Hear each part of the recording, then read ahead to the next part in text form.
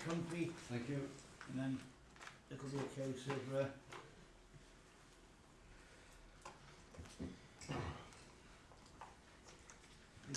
roll on Okay, our own right. answer.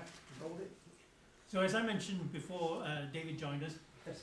We need to agree which English councils, which Senate seats, and which seats in the Scottish Parliament we're going to contest. The reason for that is we should try and leave our egos behind. We will find the best candidate possible for each seat, and we should identify the councils where collectively all 7 parties have the most members. There's no point, say, trying to fight a council in Dorset when we have, say, 10 members and they can't even get a single ward under the control. So we've got to identify, we've got to concentrate our effort. Now, part of the agreement that Catherine and I reached when we were the first two to sign this Belmont Accord was that we share intelligence, we share information on where our strengths are. And Russell was very kind. He gave us information on where the weak seats were. Although we didn't actually put it into practice, we still feel that 35 parliamentary candidates at the moment. So we identified prioritized issues according to public concerns. Now, because we're fighting local elections, there will be local issues. And a lot of people unfortunately think that health can't be a local issue, is dictated from the House of Commons, but it isn't. Because with the 2022 Health and Care Act, we have the opportunity to do something about it. We need to set up teams. It's coming towards the end of November. December, May is not too far away.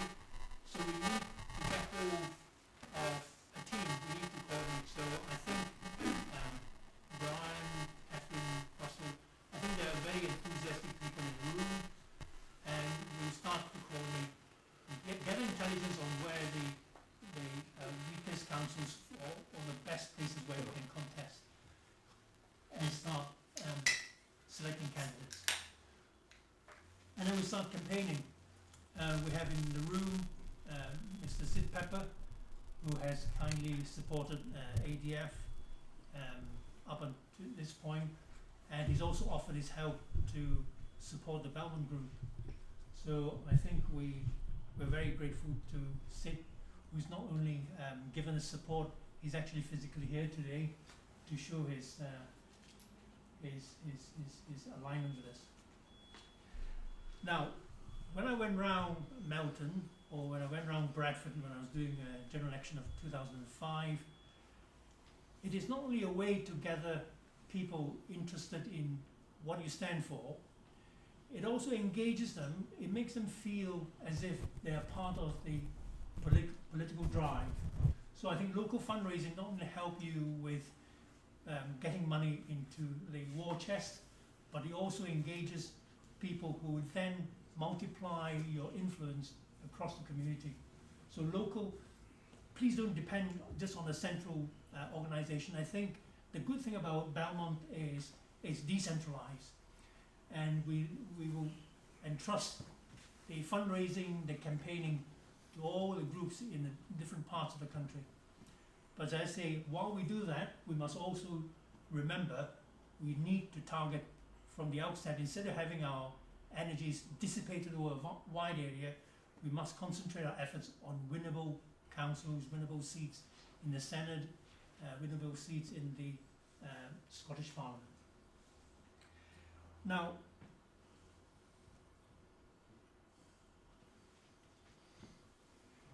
I'll just take a brief run through and tell you why the health system has gone from bad to worse. When Thatcher came in, what she decided was there wasn't enough competition, not enough quality building efforts in the health service. So she started the idea, the general idea was to introduce internal market. She started with compulsory competitive tendering. So for those services that were peripheral to the health service, the NHS, the delivery of the medical care, she thought the best thing is to have compulsory attending, so we get the best caterers in, we get the best physiotherapists in, whatever it is. It aligned with the Griffiths report, which suggested that the NHS would be placed under managers. Now, before that, back in the 70s, when I first qualified, for example, there were hospital governors and board of governors. So when I was working in Sheffield, the Royal Hospital of Sheffield had its own board of governors, a very tight team that looked after these affairs. But that was all changed when Thatcher came in. She wanted competitive tendering and the operation of health delivery by managers. Now, nowhere do you see the patient being put in the equation. It's all about we the politicians control the doctors, control the people. We think we know what the people want, and we give it to them the way we see it. And that's very flawed. She decided that she would make groups of doctors compete for so-called business, but it's all internal, it's all based on the taxes. The idea was to control prescribing. Now, it's an antithesis of care, because if you start controlling costs, you have straight away introduced a negative element in taking care of people. As I always said in my public addresses over the years as a doctor, I'll give you whatever is best for you. It may be the cheapest, it may be the most expensive, but the ambition is to get you well again, make you productive again, contribute to the economy of the country, put food on the table for your family. Reduce hospital referrals. You know, there were doctors in my time who were specialised in whatever they did. For example, I went through registrar training in urology, chest medicine, so I was able to deal with those things at a GP level, and only the very difficult cases in those specialties were referred. Now, reducing hospital referrals would work if all the doctors were equally competent, enthusiastic, and well trained. But if it was an incentive to say, look, if you save so much money, we'll give you so much money towards your practice, that becomes flawed, because the incentive then is not to keep up the excellence, but to actually keep the money back.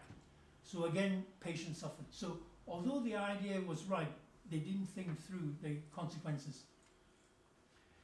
Negotiating with providers was the core of getting quality, because in any business, you know, when you have competition, it drives up quality, it keeps down prices, and that was the basic tenet. But it didn't quite work. So then came Tony Blair.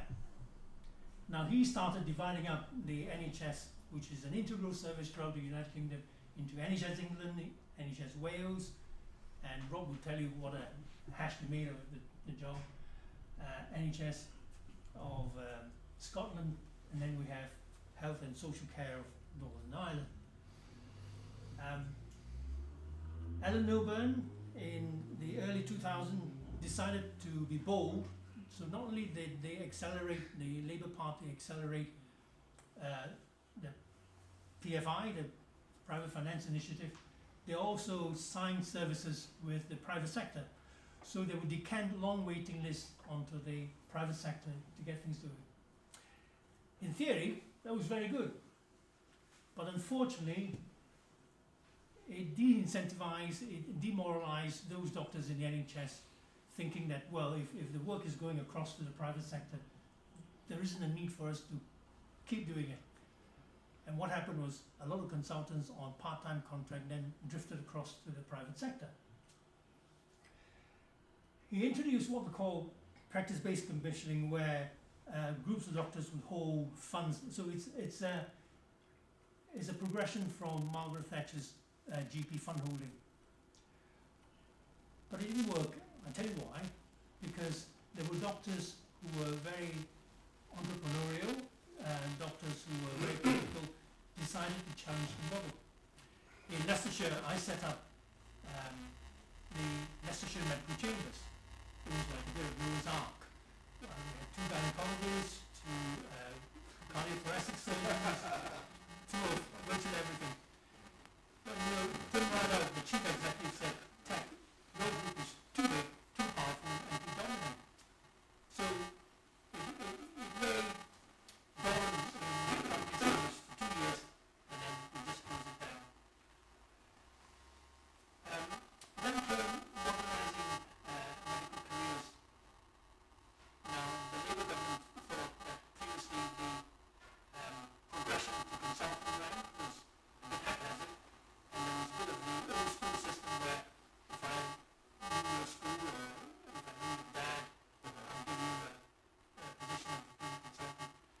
But unfortunately, modernizing medical careers came at a time when the EU was imposing working time directive on us. So that restricted the number of training places. It also reduces the exposure of trainees to intensive expertise building. And then we had an agenda for change where different groups of specialties underwent radical changes. For example, the agenda of change was applied to nursing, to physiotherapy, and so on. And last but not least, they introduced something called the NHS Direct. You dial 111, you get to somebody trained to go by algorithm to decide where you should be directed. All these things, they never really talk to the patients about it. They decide, look, we're going to shield you away from unnecessary exposure to the people you need to see, okay? You go through an organized system and you get to see. But the thing, it doesn't work, okay? The government should learn to trust the people more. Cameron, with Andrew Lansley, he set up the Health and Social Care Act, which in fact distanced the Secretary of State from the performance of various elements of the health service.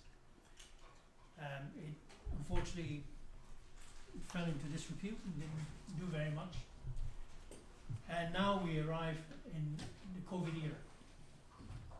Now COVID caught a lot of people by surprise, caught me by surprise, because we thought, it wouldn't happen, but looking back now, we know that it's been in the planning for some time. There were various agendas being pursued under the COVID pandemic regulations. They were trying to do various things, as you probably know. They were trying to see how compliant the population would be. There are various evidence that a lot of people suffered, either in terms of getting short-term harms, long-term difficulties, chronic illnesses, and even deaths. I used to be a research registrar in Glasgow. I did a bit of immunology as part of the rheumatology. And I saw how the body's enzyme and what they were putting in the vaccine could actually lead to, by virtue of a reverse transcriptase enzyme, actually incorporate this RNA material into our genetic material and cause problems. So when the BBC announced that Lisa Shaw was certified to have died from COVID, why did they continue? There were more deaths, but why, to this day, are they still pushing the vaccine for their agendas? When I was doing research, when you had serious adverse incidents being reported, or even the load of deaths, the drug trial would be stopped. This COVID vaccine still continues. And I wrote an article in the Daily Express in February of 2021. I said, look, we don't need to give our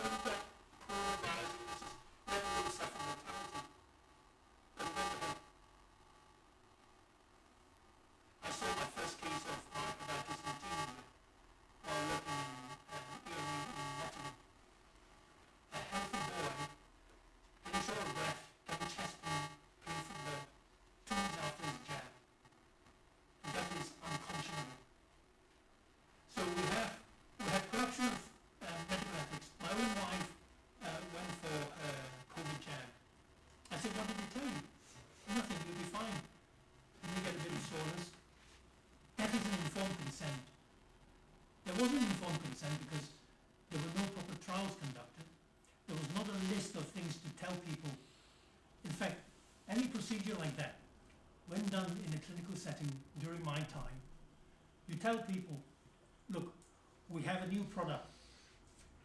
You are invited to take part, or you can refuse. And if you refuse, your care will not be compromised. And if it's a treatment that you require, we'll find an alternative treatment. There was no such process being undertaken for people having the COVID jab. There was no informed consent because there was no data about what's right or wrong about it. And people were just pushed into having it. The doctors, I was very disappointed. The majority of them fell for it. They listened to the government, but didn't listen to those few people who were raising concerns. So people like Dr. Sam White was castigated and suspended. Dr. Muhammad Adil, and then latterly we have people like Dr. David Cartland. I just managed to duck and dive. Very difficult, very sad. I'm sure in this room there will be people who know of sufferers of the vaccine injury. At the same time, we find that access to doctors was being curtailed. So you had serious problems. If you think you had COVID, you couldn't even see the doctor. Take a few paracetamols, keep away, put a mask on, keep your social distance. The virus can only jump 1.9 meters, but not 2 meters. You'll be all right. But that's the suckers they take us to be. We treated as suckers. The whole health service was being dumbed down. There isn't a single practice I know now that has returned to normal levels of operation. You walk into a surgery, you don't see the chairs being occupied. You phone up for an appointment, you're in a queue. And if you're lucky, you get to see a clinical assistant, a nurse, another doctor. Yeah, that's true. That's very sad. And the Royal College has the temerity, this is why I say multiple agendas, of issuing doctors the Royal College guidebook on how to be green. We train as doctors. We didn't train in climate manipulation. On climate, for example, there will be people on the streets who would think anything adverse to these streaks going across the skies. I didn't believe anything until I saw reports. And then I saw and observed how they were different from condensation trails. Chemical trails are not condensation trails. But these things are full of aluminum, strontium, and so on, toxic to us. And they do to us.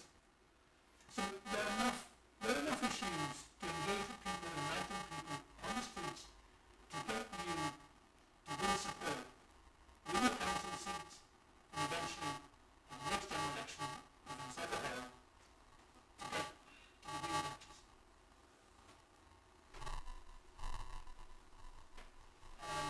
I think I've discussed a little bit of this, with the strategy, because I think strategy is very important. So we talked about how you are being abused. You know, this assisted dying bill, I think it's a travesty. I don't know whoever thought that they could actually get an assisted dying bill. I remember back in 2015, 2014, 15, I stood up in the CTG meeting. I was a CTG board member. And there was a hush across the room and they said, Teck, don't say it. So I stood up and said, look, we are trained. We know when death is imminent. We don't need to put people on end-of-life care pathways. We don't need to over-sedate them. We just use our sense of compassion, our clinical skills, and manage the best we can. Do you know what? Why I stood up, they said, we will give doctors £100 a patient to fill in this 10-page document, end-of-life care pathway. We are trialing this to see how effective it is. That is subversion of medical ethics, subversion of professional integrity of the highest and worst order. The next one, the Pandemic Preparedness Treaty. It's very interesting. If there was a genuine virus affecting the world, spreading around, We don't need a treaty where we forego our sovereignty, our rights, our legislation. We share best practices. Yep. So the clinicians can talk amongst themselves. With this sort of illness, with this sort of thing, we give this, we treat that. We do not need a treaty to deal with a real pandemic.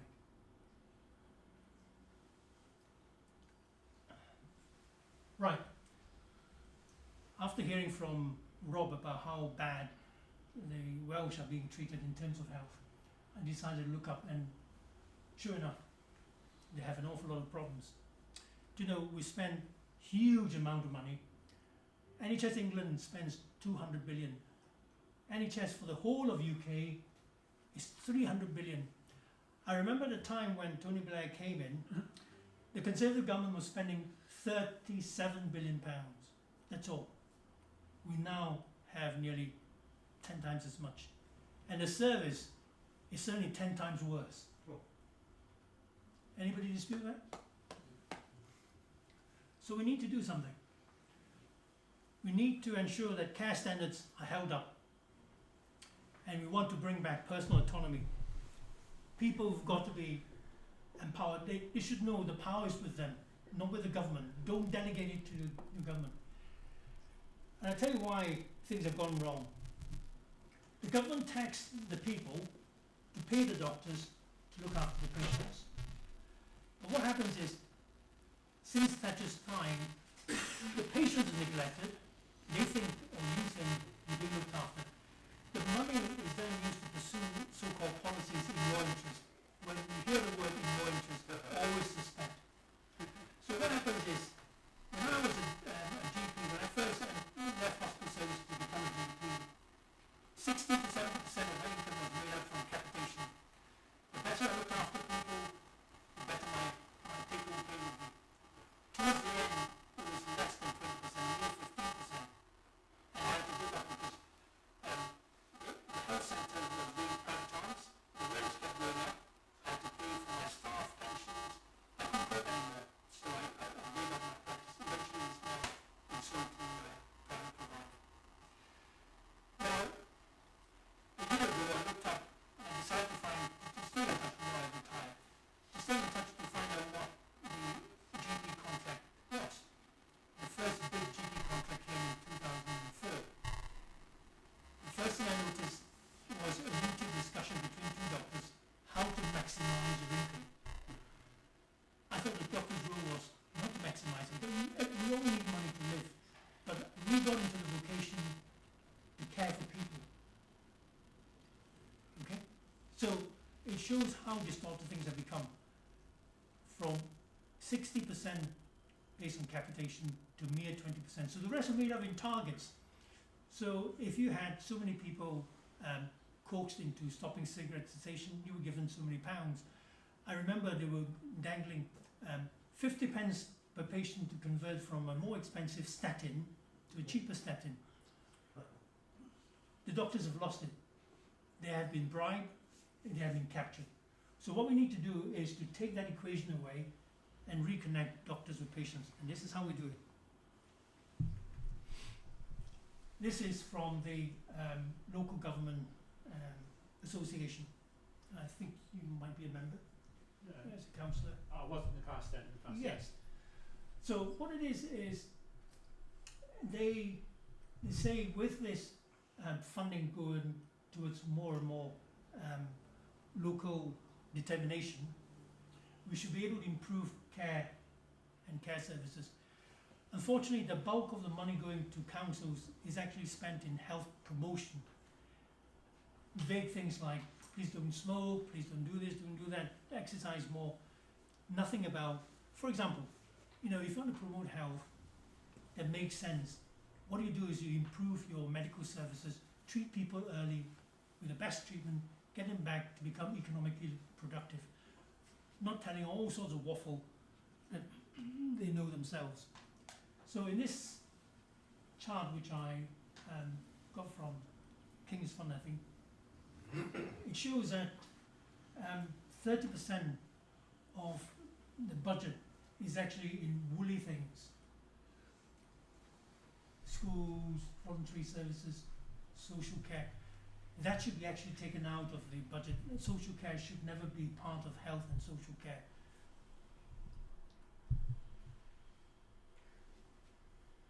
Now, having seen what's happening in Wales that Rob drew my attention, there's a lot of political incompetence, and certainly in Wales there's a cohort of old school physicians and nurses saying we want to come out. Even in Leicester, for example, I had people come, retired consultants say, I want to do my bit to help, if you can organise something. And we can. Now Richard Taylor is very good. Okay.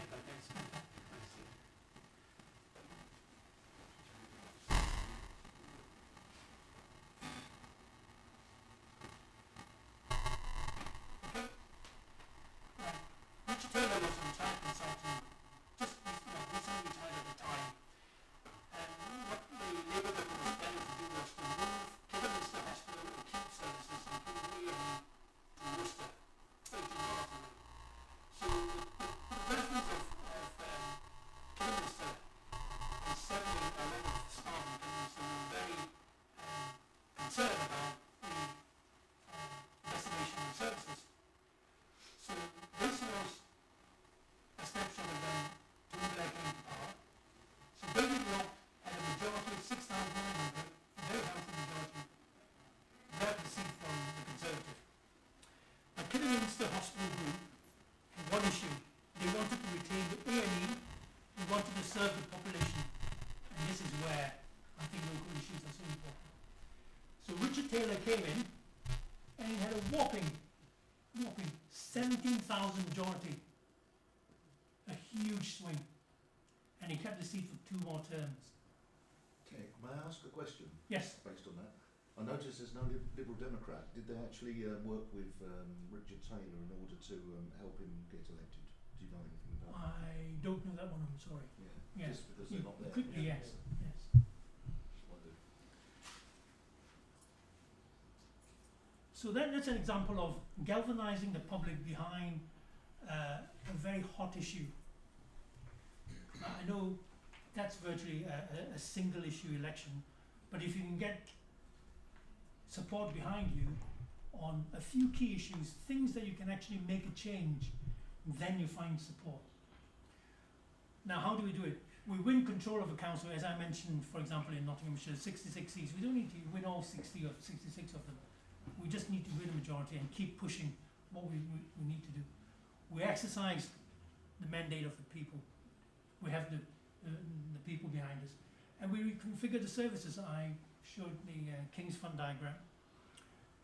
We will, if the people are having difficulty getting to the GPs, we will set aside so-called health promotion funding to employ doctors that will actually serve that need. We will strengthen the relationship between the council and the doctors. So at the moment, I mean, the latest should include a reform group there because they want a few councils. But what I'd like to see is Belmont doing that. The Belmont group.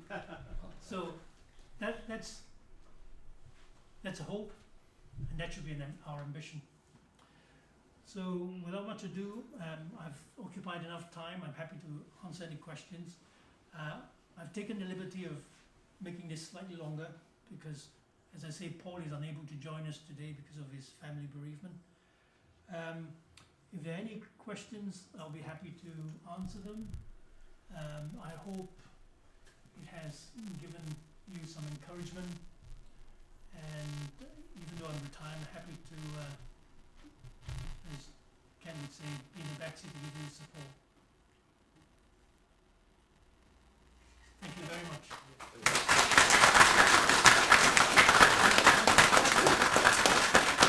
Ask any questions before we move on. Any questions? Yeah, go ahead.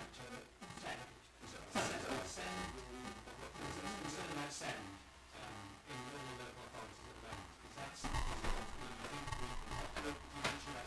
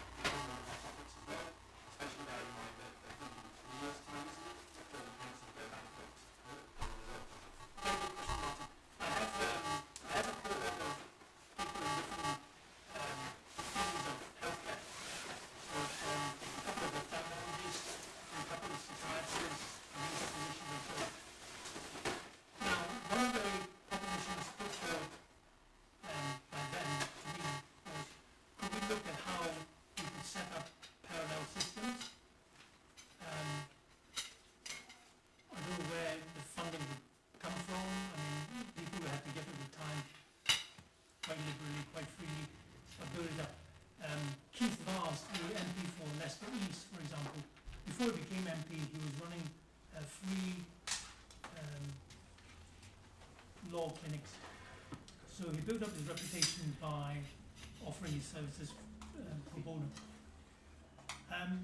It's something which is worth looking at. I laid this in vague terms. Now, Jeremy is with us. Jeremy is the treasurer of Workers of England.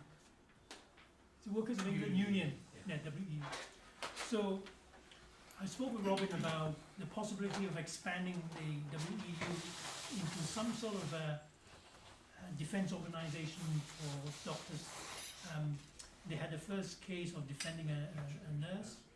So I think we can look at doing something like that. I have no firm plans. I have a lot of ideas. I've heard from a lot of people. I've taken a breather because obviously there were health issues in my family. Happy to look at it in detail. Scent is certainly very important because when I was on the CCG board, the ring fence 100,000 for juvenile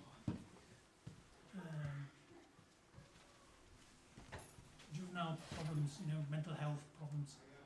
And for 10 months we were going back and forth meetings virtually every 3-4 weeks, and nothing was achieved. Eventually the 100,000 got taken back. And that is a problem. I mean, we had an 18-month waiting list in Leicestershire to see paediatric psychiatrists. It didn't work. And the psychiatrists, they were seeing about 4 new cases a morning. So they were on a work, go slow working, and yet people with ADHD and so on got left behind. Yes, we need to do something about it. But one of the key things I've been working on just before I left mainstream party was bringing dentistry back into mainstream NHS, because a lot of dental problems precede medical, general health issues. So there's a lot to do, but I think I didn't want to expand too much and get all into all sorts of directions. What I want, my main focus today is to say that we can do something,